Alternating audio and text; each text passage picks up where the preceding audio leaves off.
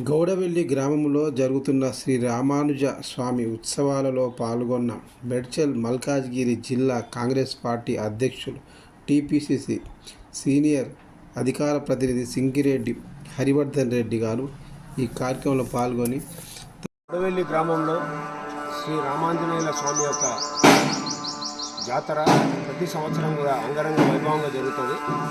మరి ఈరోజు ఎన్నిక సందర్భంగా ఈరోజు జాతర కూడా ఉంది. నిజంగా కూడా ఈరోజు శుభదినం.